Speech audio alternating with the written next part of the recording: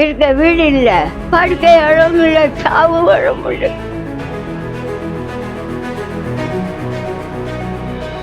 எனக்கு பழைய ரேடியோ தான் வேணும். ஆட்சியரிடம் அடம் பிடித்த மூதாட்டி. கடைசியில் நடந்த ட்விஸ்ட்.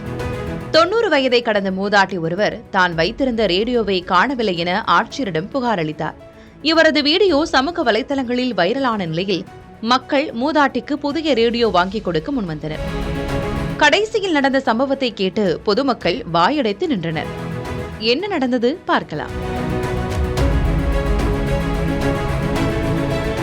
தென்காசி மாவட்டம் புளியங்குடி அடுத்த மடத்து தெருவைச் சேர்ந்தவர் ஆதிலட்சுமி. 90 வயதை கடந்த இவர் அரவணைக்க யாரும் இல்லாததால் இடிந்த நிலையில் இருக்கும் வீட்டில் தனியாக வசித்து வருகிறார். இவர் நேற்று முன்தினம் மாவட்ட ஆட்சியர் அலுவலகத்தில் நடைபெற்ற மக்கள் குறைதீர்க்கும் கூட்டத்தில் தனது ரேடியோவை யாரோ எடுத்து சென்று விட்டார்கள் என ஆட்சியரிடம் மனு அளித்தார்.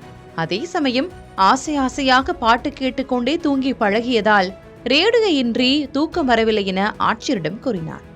இதற்கிடையில் புதிய தலைமுறையிடம் பேசிய அவர்,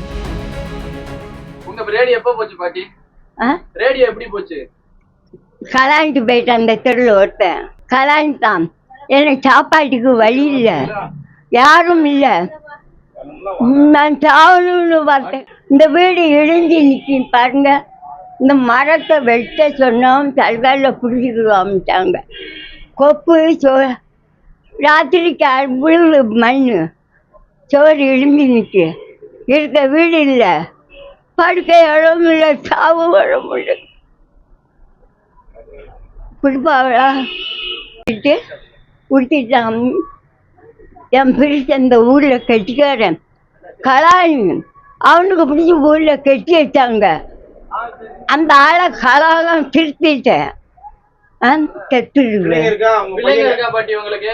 பிள்ளைய ஒரு பையன் ஆத்தா அம்மா இருக்கிறது கலாண்டு போயிட்டாங்க. சாப்பாடு கிடைக்கல.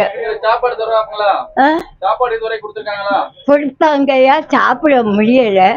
அந்த நாள் சாப்பிட முடியல. இந்த பாட்டு பிறக்குவேன்.